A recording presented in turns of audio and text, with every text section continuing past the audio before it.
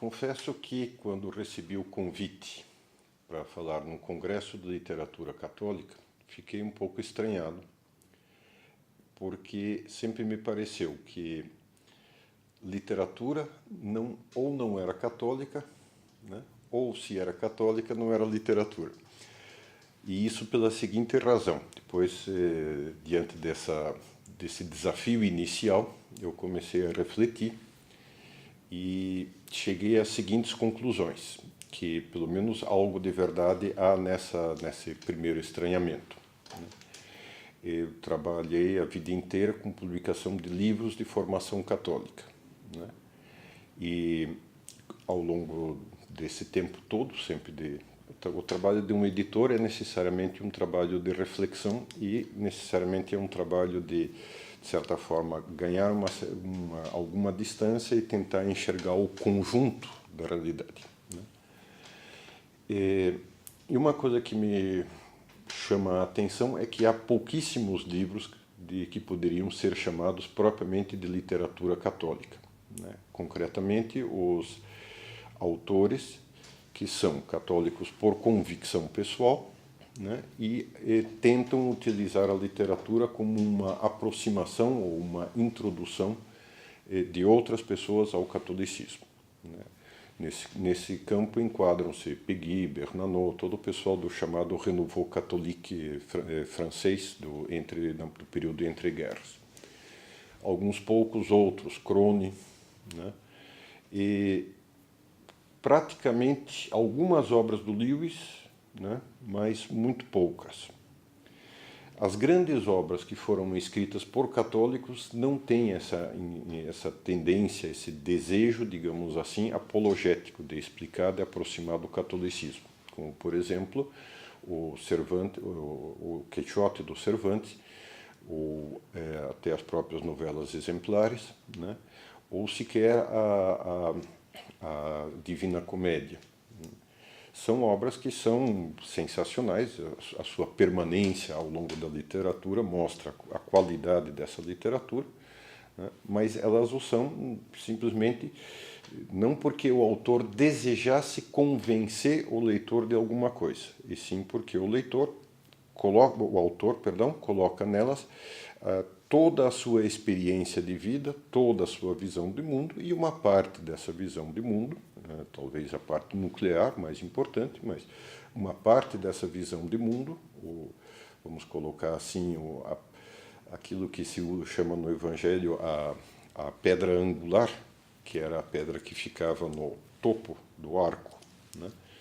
E essa pedra angular para ele é católica, né? A doutrina católica é o cristianismo. Mas chamar isso de obras católicas é um pouco inconveniente, né? Porque, num certo sentido, toda a literatura mundial de todos os tempos, na medida em que se é de qualidade, né, vai colocar toda a personalidade do autor naquilo lá, né? E, portanto, também a sua visão de mundo. Portanto, também essa pedra angular que é a finalidade metafísica da sua vida. Até a obra do James Joyce, por exemplo, pode se chamar católica porque mostra claramente o que acontece com uma pessoa que, conhecendo a verdade católica, a rejeita voluntariamente. Ele a nega porque ele quer, né? E, nesse sentido, pode-se dizer que é perfeitamente católica, porque mostra o que acontece com uma pessoa que rejeita, mergulha numa espécie de ódio permanente à realidade, né? Nesse sentido, por outro lado, também, do ponto de vista do cristianismo, a literatura é totalmente secundária. Sabemos que existe, por exemplo, a arte sacra em outros campos, pintura, escultura, né, que estão a serviço da formação e a serviço, digamos assim, do conjunto da fé. Mas eles não são obras que sirvam para transmitir a fé. São obras que ajudam como complemento. E a mesma coisa acontece com as obras, digamos, que seriam literárias, mas de formação católica, né? Essas do Bernanos, por exemplo, e outras. Por uma razão fundamental, quer dizer, o cristianismo é revelação, Portanto, está dado por Deus. E o modo como Deus a deu, né, é, por um lado, por uma série de personagens que a viveram realmente na sua vida. Então, antes de mais nada, é um fenômeno vivencial, é um modo de vida, né? É um modo de vida que oferece um ideal.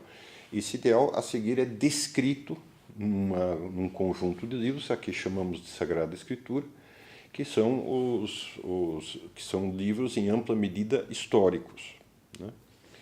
Num segundo momento, vem a reflexão sobre essa realidade vivencial e histórica. E essa reflexão vai tentar sistematizar e organizar racionalmente. Esse é o papel da teologia.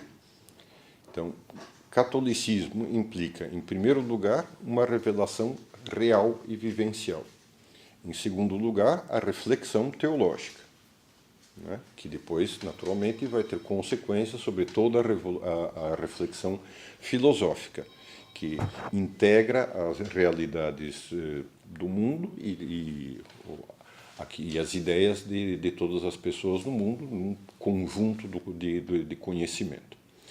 E só em terceiro lugar, né, no momento em que é preciso mexer também, não só com, digamos assim, o cérebro, a cabeça das pessoas, mas também com o coração, isto é, no momento em que é preciso passar do lógico para o afetivo,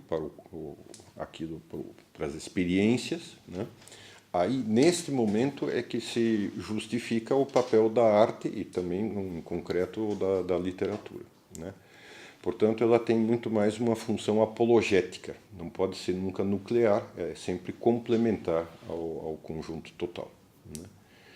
Nesse sentido, confesso que sempre me repugnou um pouco a literatura católica, nesse sentido, porque sempre percebi por trás das pessoas uma certa tendência a me vender um peixe, né? A me fazer comprar, a me fazer aderir. E eu confesso que não gosto nada disso, né? Alguém que me conte a sua experiência, acho absolutamente maravilhoso e sensacional. Como é o caso, por exemplo, de Dostoiévski, como é o caso de Shakespeare, como é o caso de todos os grandes autores, né? Agora, alguém que está tentando me convencer de alguma coisa e, de certa forma, usa métodos indiretos, me dá uma certa repugnância. Por isso, nem sequer das obras, por exemplo, propriamente literárias do Newman, né, eu confesso que tenho uma certa distância, ou da Fabiola, do Cardeal. Nesse sentido, prefiro, confesso, né, que literatura seja literatura e me fale daquilo que as pessoas são e pensam. E, nesse sentido, como dentro do catolicismo cabe a universalidade, cabe o mundo inteiro, está dirigido ao mundo inteiro e a todas as pessoas, essa experiência, mesmo que seja de um ateu, mesmo que seja de um budista, cabe dentro do conjunto. Literatura é católica por definição, me parece, né? E, num outro sentido, né, quando é uma explicação que ajuda a se aproximar, acho interessante, mas, digamos, é até curioso observar que existem muitíssimo poucas obras que foram escritas dessa forma e com essa intenção ao longo de toda a história do catolicismo.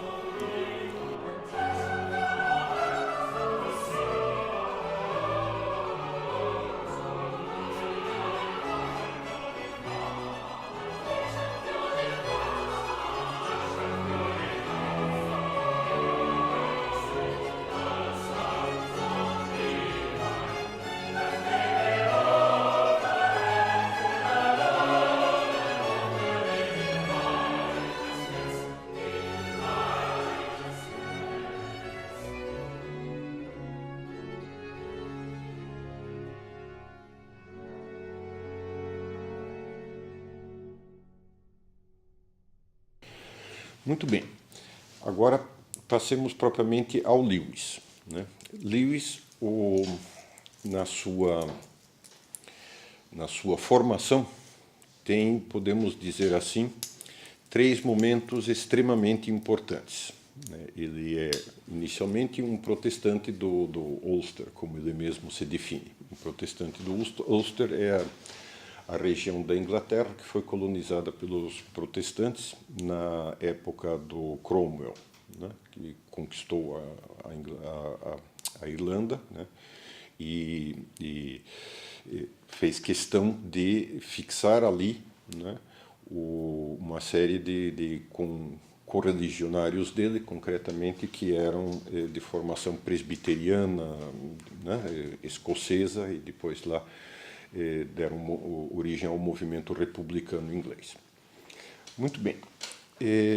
Nesse sentido, o Lewis parte de uma experiência infantil de um cristianismo que é, por um lado, dramático, né, porque o protestantismo do tipo presbiteriano, de certa forma, põe o homem sozinho diante de Deus, né? Não há mais nada em volta. É pura fé pela qual você adere a Deus e Deus te olha, né, em retorno e te dá a graça que, no caso do protestantismo, significa que ele te acolhe misericordiosamente, tendo uma certa piedade. Bom, né, se deu errado, meu filho, mas tá bom, eu finjo que não aconteceu nada e se pode entrar.